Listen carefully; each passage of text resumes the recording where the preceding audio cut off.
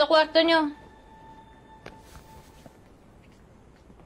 Pasalamat kayo, mababait yung mga sisters.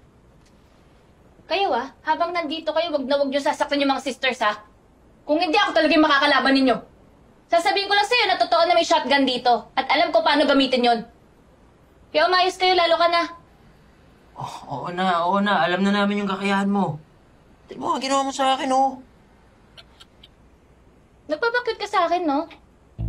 Kala mo hindi ko napapansin? May gusto ka sa akin. Oh, wow. Oh, wow. Grabe yung pagka-prangka ni Lady, no? Hindi naman siguro masama. Masama? Kasi wala akong interes sa ganyan. Kaya pwede ba tumigil ka? Kasi hindi ka cute. Hindi ka gana sa akin yung ganyan mo. Mais kayo dyan,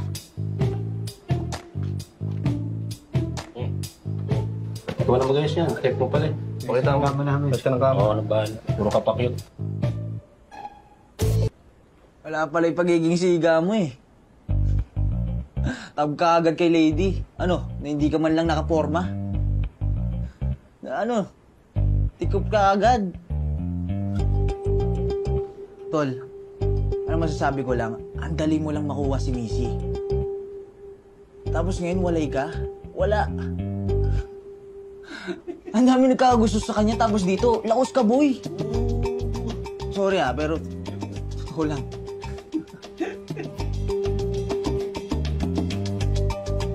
Nagpapakit ka sa akin, no? Kala mo hindi ko napapansin? May gusto ka sa akin. Oh, wow. Pwede ba tumigil ka? Kasi hindi ka cute. Hindi ka gana sa akin yung ganyan mo. Oo nga Iba talaga siya Tinamaan na to.